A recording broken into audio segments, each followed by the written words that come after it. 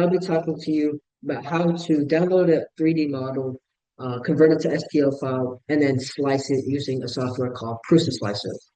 So the first thing is to get your 3D model. So I like to get 3D models or STL file off of a website called Thingiverse. It's a very expansive website that has a lot of models that other people have made, and you can take it and use it for free. So let's say I want to make a phone stand. I'm just going to type in phone stand, and it'll give me a lot of different models of different people making different variety designs. And so let's say I like the first one. So uh, I will click on it, and then you can look at how people have made it. You can see different images of how it looks in the real world. You can see people commenting, kind of like Reddit. You can see some feedback. And then if you really like it, you can download it. But let's say this is not what I really want. I want something more minimalistic or something more simple. You can always go back, and let's say I like this one, this phone stand, because it's pretty simple.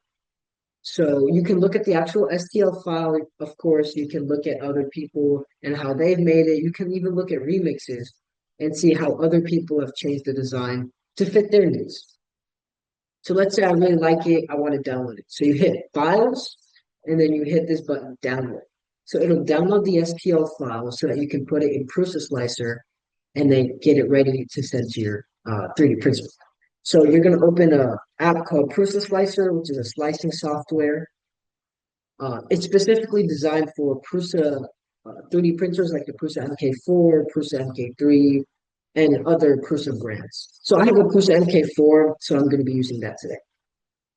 So to start, you're going to click this cube that says Add. You're going to click it, and then you're going to press on Universal Phone Stand or whatever your STL model is, and then it'll automatically put it in to your slicing software.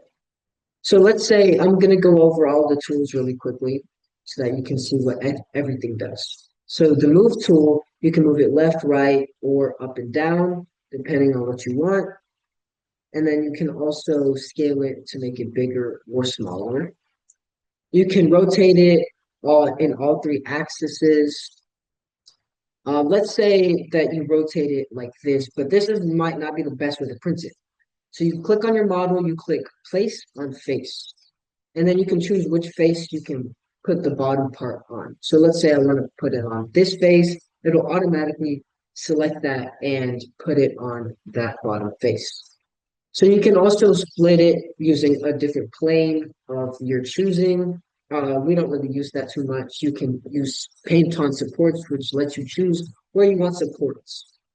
So over to the right, you can see different settings. So for me, I like to use 0.15 millimeter nozzle as it is high quality and also relatively fast.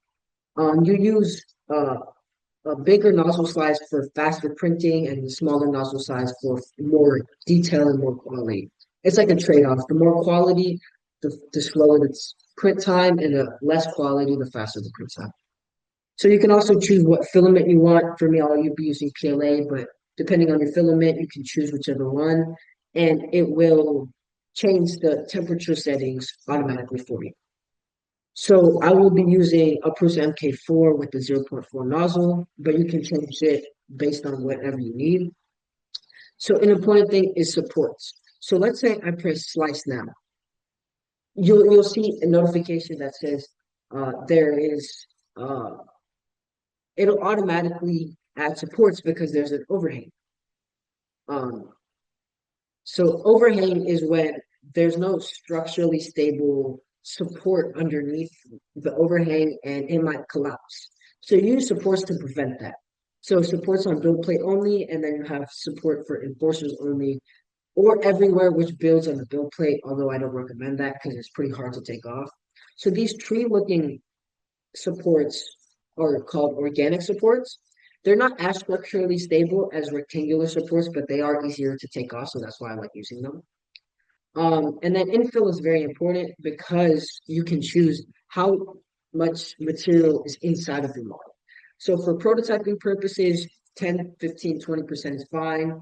For models that will carry weight or stress, 40 to 50, sometimes even 30 is okay. Usually we don't go above 50% because it has diminishing returns. So we can go with 20% right now. And so it'll calculate it, and then we can press slice. And then it'll give you some handy information, including how much time it'll take, how much material it will take, the cost. So as you can see, this will take 2 hours and 35 minutes. The first layer will take 5 minutes. The support material will take 44 minutes to print. It'll take about 12 and a half meters. And so once you're finally ready to export, you can press export to G code and it'll be ready for it to be put in the printer. And then you can select your USB or SD card where you're going to send it to, and then your printer will be able to. So that's all I have. Hope you guys learned a thing or two. And that's how you download and slice a 3D model. Thank you guys for listening.